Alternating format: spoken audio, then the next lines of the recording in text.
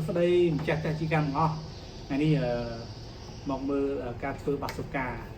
bơ phơi bạc sụp nhưng pra bộ ấy gối bay côn bay ní cả lát cái đá ní nhưng pra mặc crop ấy ní pra chầm nải tích tổng phật nhưng phơi bạc sụp ní muối á anh ní mặc crop muối là nhưng chầm nải tích gì bạc sụp ní nhưng pra từ dấu nhưng cắt từ dấu ní lạc mát nó hay nhưng cày cái mình mất này nếu dương sầm rạp đặt hao sập hao ngày dương đặt hao ngày á dương bài tờ thì muối flow sập hot thì pí cái lại rồi chừng này dương đặt tới dương hao sập ở mặt cái dương nè bắt số ca này bóng bồn ai chờ này được nhóm hay là dương đã chơi người mất nhưng này chưa nhưng đặt này này chưa người mất được mấy mạnh rồi thì tăng để dương trong rồi sập mặt cái dương nhưngแต่สลับ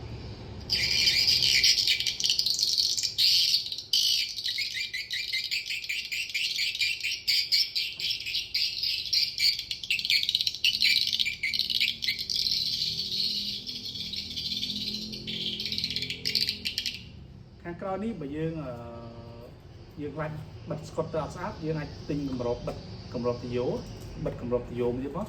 ស្អាតជាងមកខ្ញុំទៀតហើយយើងចោះរន្ធរហូតទឹកមួយមកណាយើងចោះរន្ធរហូតទឹកនៅក្រោមមួយមកដាក់រន្ធ2រន្ធ3ក៏បានដែរដាក់រហូតទឹកពេលលាងចូលគឺវាហូរចេញវិញណាបងប្អូនអាចច្នៃបានខ្លួនឯងអស់ចំណាយតិចទេយើងប្រើឲ្យគួយនេះតែមកក្របទេមកតយោនេះប្រើជាមួយដើម្បីយើងប្រើបាញ់ហៅសត្វមកតែយើងណាឬក៏បាញ់ទៅតាមទិសដៅសត្វហោះដល់ពេលល្ងាចទិសមកពីខាងកើតយើងបាញ់ទៅខាងកើតទៅឬក៏មកពីខាងលិចយើងបាញ់ទៅរកទិសខាងលិចទៅដើម្បីហៅសត្វឲ្យមកច្រើនមកលេងតែយើងពេលល្ងាច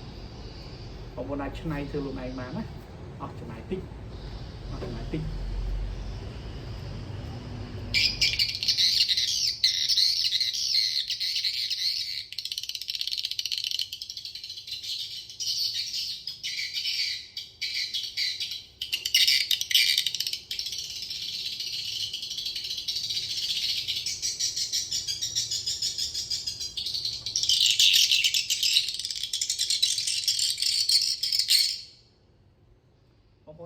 follow